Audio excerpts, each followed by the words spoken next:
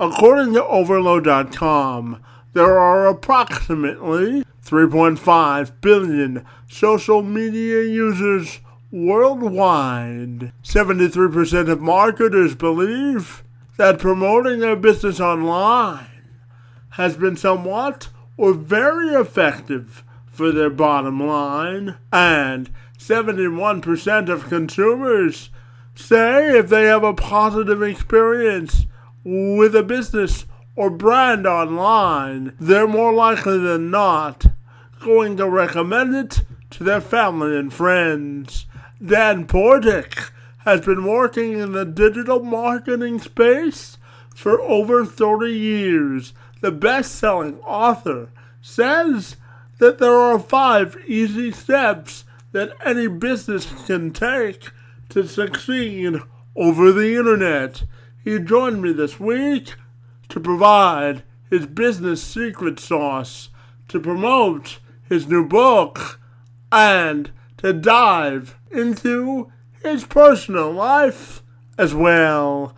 I'm Kevin McShann. Let's have this conversation.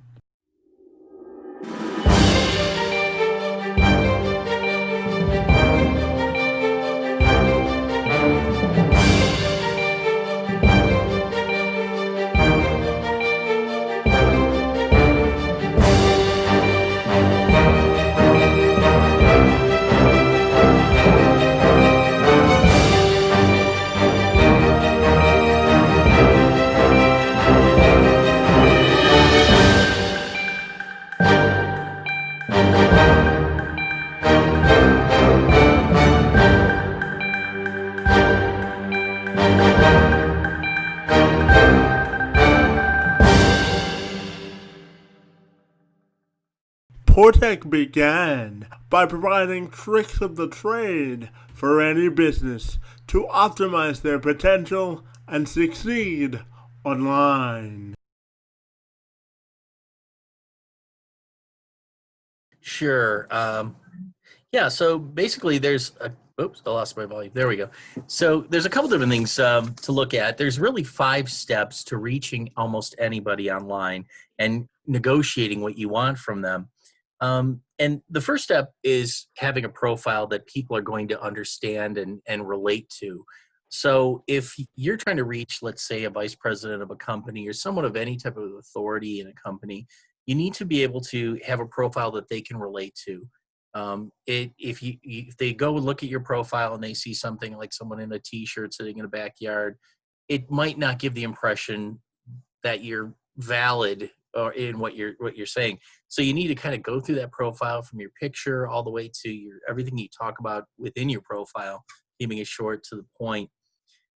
Once you do that, step 2 is finding the right person online, and the key with that is you want to find someone that can give you what you want. Sometimes people at certain levels can only do so much, but there are people above them that may be able to you'd be able to reach that could give you really whatever you need in a negotiation. Step 3, know exactly what you want out of your negotiation. For example, if you want to have anything, let's say a lawn service, runs over your rose bushes in your yard, and you can't seem to get any response from anybody, and you go online and you talk to them, you need to know what you want out of the negotiation. They may offer you something that you may not want, but in reality, if you know what you want, so let's say I want free fertilization for a year of my yard or whatever, you're going into that negotiation knowing exactly what you want. Step 4 is you need to write a compelling email or online message, something that's going to be beneficial to you, but also for the person that you're dealing with. So whatever it might be, it needs to be something that they're going to be able to go, oh, okay, I'm going to benefit out of this as well, whether it's, resolving this issue or whatever it might be. And then the final step is overcoming the fear to actually send the message.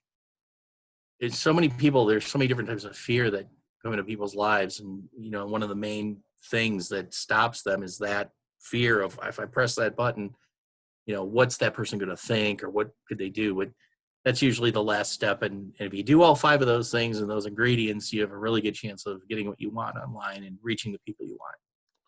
And tell me, based on the times that we're living in, I'm also curious to get your perspective on how easy or effective it is to now communicate online in mass. How easy do you think that it is, considering the times that we're living in? Yeah, so now more than ever, online communication is critical. It's not even optional anymore. Yeah, as we're talking now, in these podcasts, I've seen this explosion of podcasts going on over the past, several months. And now more than ever, video conferencing is just almost the norm anymore. And that leads me to videos.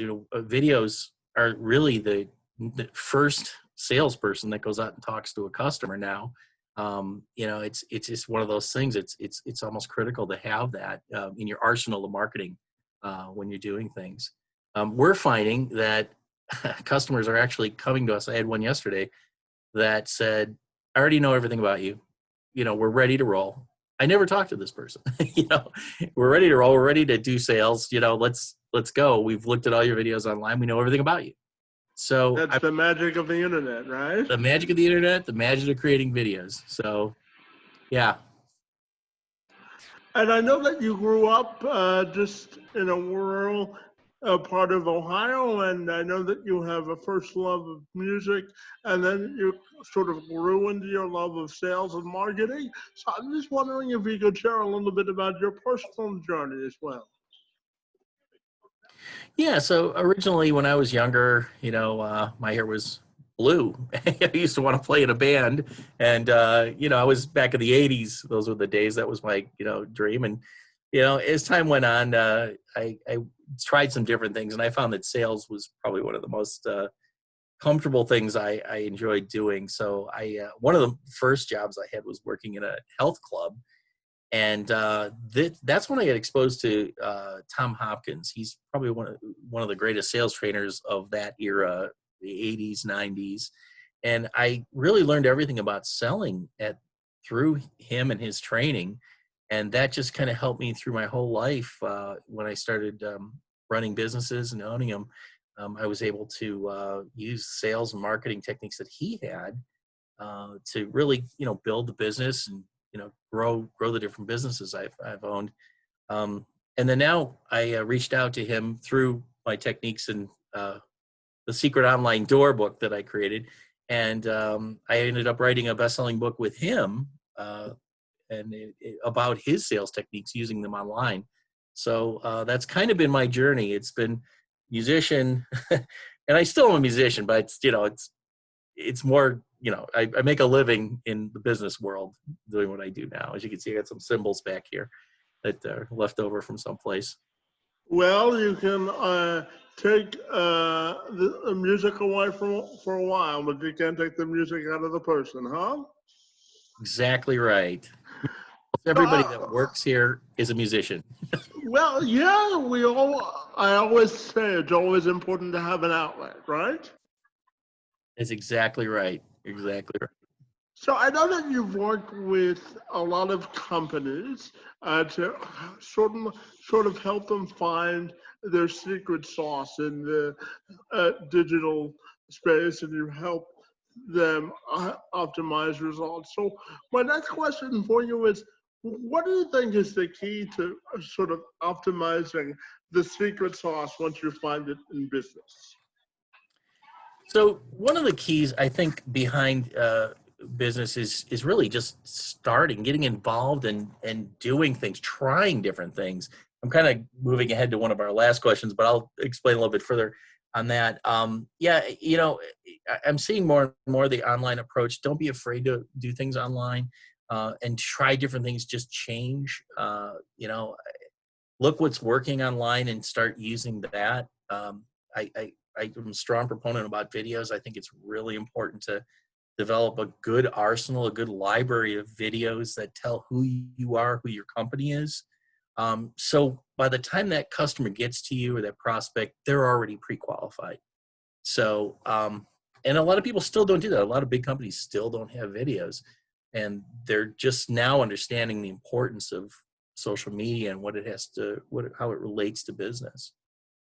That's When a, you look at a positive work-life balance and sort of ratio, I'm also curious to get your thoughts on how do you create a healthy balance to make sure you get your work done, but you also take time to evaluate yourself as well.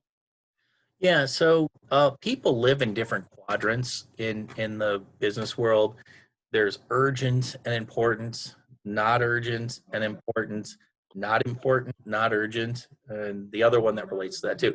So ultimately, most people in the business world are trying not to, but they live in this urgent and important world.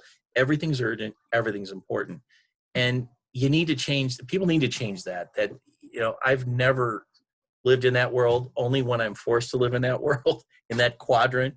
And that's allowed me the freedom, by partitioning things and putting it in the right place, to be able to never miss one of my kids' soccer games, football, basketball, whatever it might be. I've always been to those. I've always been to every concert they've ever done with like school plays or whatever it might be. And you have to make, you are in charge of your own life. You're in charge of your future, no matter what you're doing. Even if you're in a job where you are just jammed all the time and there's a problem, you chose to be in that job. So, these are things that I think for a person to know that they're fully in charge of their life, no matter what, is like step one and one of the hardest things to learn and understand. Yeah, and my final question for you, just bringing this back full circle, what would be your parting message to anyone looking to embrace the digital platform? And what do you think they should look for when they first start out digitally in that perspective? Yeah. Okay. So I basically just jump in. I think people have a tendency to be afraid of change and afraid of trying new things, but you got to jump in. You got to stir the pot. You got to make things happen.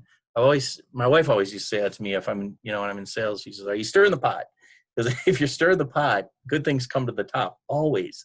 It's a numbers game. For any business, really. One of the biggest, Grant Cardone says one of the biggest problems with any business or person out there in the sales world or otherwise is obscurity. You're just not known by enough people. So, we've always prided ourselves on, getting our name out there, getting in front of people. And if something's not working over here, something's going to work over here. So I think focus, follow through, and stirring the pot are probably two of the biggest things you can do. And try different things. If one thing doesn't work, try another thing. There's so many different things online you can do to build your business and get to be known. So don't be afraid to take that leap of faith, huh? I guess would be your final message, huh? Exactly right. Exactly right.